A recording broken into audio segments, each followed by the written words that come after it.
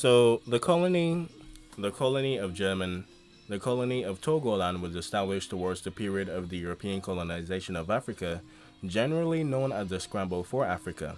Two separate protectorates were established in 1884. In February 1884, the chiefs of the town of Eheho were kidnapped by German soldiers and forced to sign a treaty of protection. In the Luom region, the German explorer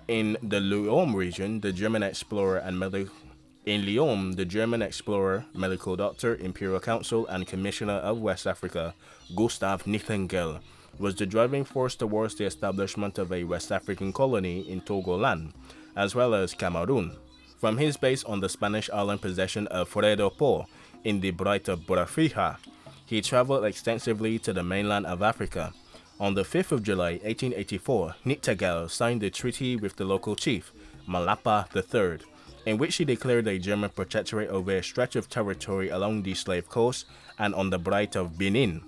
With the small gunboat SMS Miao at anchor, the imperial flag was raised for the first time in Africa and on the African continent in 1884. Resident agent for the firm C. Gutlat and Udada was appointed the first commissioner of the territory of what is Togoland or Togo. In 1889, Germany and Great Britain traded territory in the Samoan Islands for the Northern Solomon Islands and the control of the Togo, losing the Togoland neutral zone of Yendi and the Volta Triangle as a bargaining chip. Trading colonies like your trade pogs, boys. Germany gradually extended its control inland, or the hinterland. Colonial administrators and settlers brought scientific cultivations in the country's main exports of cacao, coffee, and cotton. Yeah, I don't see a big problem with that cotton thing at all. No, not me. The total number of German officers in the colony was only 12 in 1890, actually. Colonial officers built roads and bridges towards the interior mountain ranges and 3 rail lines from the capital Lyon along the coast of Ahanoe.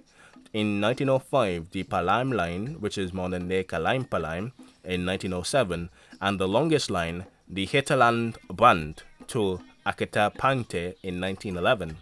By 1910, over 1,000 roads had been constructed by colonial officials. But this is where all the good stuff comes to an end, though, because rape, genocide, and murder was the usual thing, usual business, right? Organized in 1888 with 25 Hussar infantry, the Polizei Trupse were used to enforce the colonial authority over the hinterland of Togo, or the interior of Togo. It expanded to 144 members in 1894. They conducted operations against the Kapundi people and a number of towns in central Togo, which had resisted the government of Germany and were attacked and razed to the ground. The property of the inhabitants were confiscated, and the people were fined a sum ranging from 200 marks to 1,100 marks. Over the remainder of the decade, an additional 35 expeditions were authorized by the colonial government. In 1895, the capital of Lyon had the population of 31 Germans and 2,084 natives. By 1913, the native population had grown to 7,042 persons, together with 194 Germans, including 33 women, while the entire colony had been a German population of 316, including 61 women and 14 children. In the year just before World War I, Lyon had grown to the prettiest town in West Africa. Because it was one of Germany's 2 self-supporting colonies, Togo was acknowledged as a small but treasured possession. This lasted until the outbreak of World War I, and not even like German East Africa, 1914 was the last it saw. But we didn't come here for 1880, 1890, 1700s.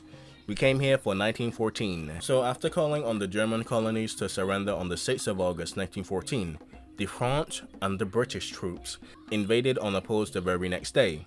No military personnel were stationed in the protectorate because, as we remember, a mere 316 Germans lived in this colony, and the people that were just ransacked were not exactly going to help the Germans protect their colony.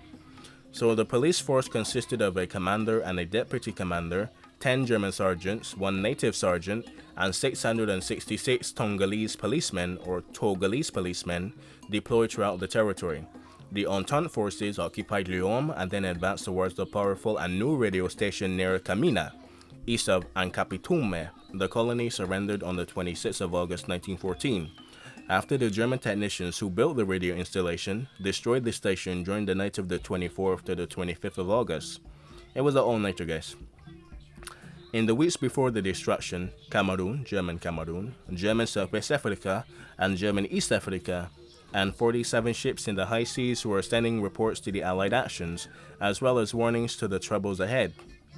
On the 27th of December 1916, Togoland was separated into French and British administrative zones, and after the end of World War I, the newly established Czechoslovakia tried to unsuccessfully acquire the colony, which would be really interesting though.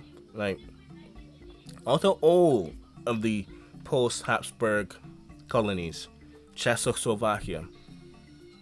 That is a weird... What if? That is a big-ass what if, dude. I will do an episode just on that, dude. I will probably do it right now. But what would it really consist of, though? A Vichy, Czechoslovakia, then Togoland automatically becomes communist? Like, I don't know. It doesn't work out for me. Plus, Czechoslovakia is a Central European country, so no navy, really, so... I mean, it's like goodwill. It's like goodwill and powerful navy to keep your colony, so... Anyway, following the ratification of the Treaty of Versailles on the 20th of July 1922, Togoland formally became a League of Nations Class B mandate, divided into French Togoland and British Togoland, covering respectively about 2/3 of the 1/3 of the territory that was supposed to be the newly independent Togo. The former British area of the former German colony was integrated into Guyana in 1957 after a 1956 plebiscite in which 58% of the British area residents voted to join Guyana upon its independence, rather than remain under the British-administered United Nations trusteeship. The French ruled region became the Republic of Togo in 1960 and is known as the Tongolese or Togolese Republic. In 1960, the new state invited the last German governor of Togoland, Duke Alfred Friedrich Mecklenburg, to the country's official independence celebration. So that is a nice gesture, though. I will admit that. I must admit, that is pretty cool of you guys. A round of applause. That's actually kind of good. That's actually kind of cool. I mean, like, how did they pull this off? So, in 1914, a series of drafts were made for the proposed coat of arms and flags of the German colony. However, after being literally invaded on the first months of World War I, none of these designs could be finished or implemented and finalized, and the symbols were actually never taken into use. Following the defeat of the war and the Germany's loss of the colonies and the prepared coat of arms. So in 1914, just before the outbreak of World War I, like 2 months before, drafts were made to propose a coat of arms and a flag for the German colonies, especially in Togo. However, after World War I broke out and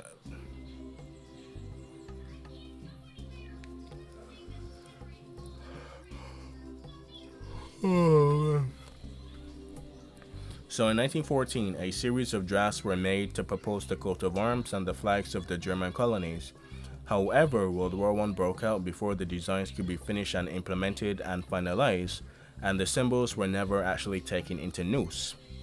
Following the defeat of the war, Germany lost all of its colonies, and the prepared coat of arms and flags were therefore never used until today's thumbnail, guys.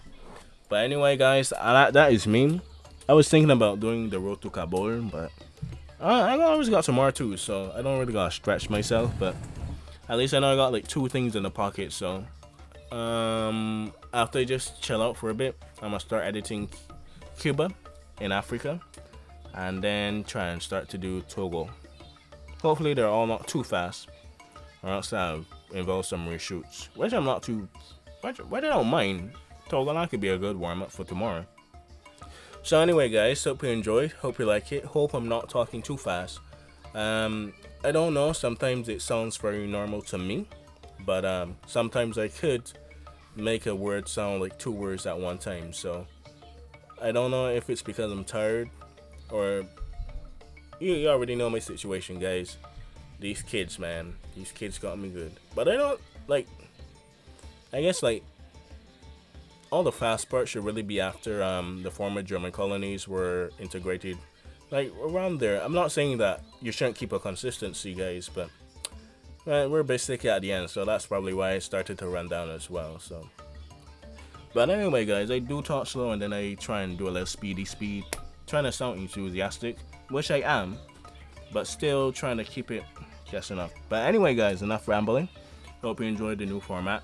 This is me. This is what I sound like. So no more British me, but that's the topic for another day. I don't know.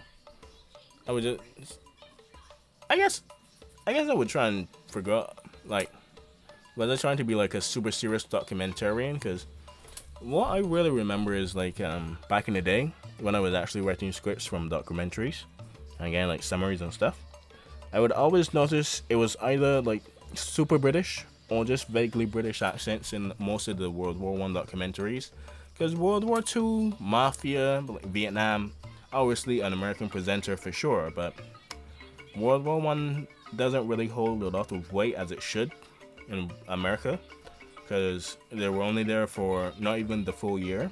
They declared war in 1917, but they really started getting into mainland France in March to even May 1918, and then didn't really fight until June, July, and basically that was it.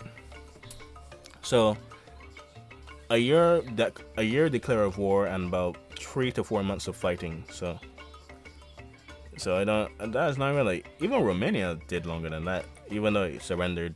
Oh yeah. Oh well. Anyway, guys. Oh wait, it did more. Yeah, by like a couple of months, and then the last month, which it started to get back all that Transylvania good shit. But anyway, guys, though, hope you like it though. I do know. I think even with a British accent and trying to speak proper English, which I try to do, I always say they and thee and he, and sometimes they, yo. So it's really weird, guys. But anyway, hope you enjoyed. Hope you learned something. And remember, guys, you cannot be a colonial force and just have pretty buildings. You must stain them with the blood of the inhabitants. Something poetic, I don't know. Enjoy yourself. Take it, do that what you will. Sometimes the prettiest buildings are stained with the most vile history. Sometimes. Most of the time. 80% of the time. Anyway, guys, enough of my rambling. There was something I was supposed to talk about, though. Oh, we're gonna wrap up Germany at least next week. Not this week coming, next week. Because I think coronavirus is starting to settle down here, and I might go to work, and Italy's still on shutdown, so most of his products might not come in, but I guess we'll news what is there, and when that's done and nothing else, I guess it's indefinite until we start up, but still got like a year supply of stuff there. It's just that like they rotate the flavors and stuff. Plus, you know, I'm gonna do my own thing next year too, so I'm really in it for the money at this point. So gonna make my gonna make my money, and probably just do my guard work for a while, make a occasional video when I can, and that is that. Anyway, guys, hope you enjoyed. Hope you enjoyed the quarantine. Stay safe. Go to the beach if you can, and remember, drink some seawater. Learn something.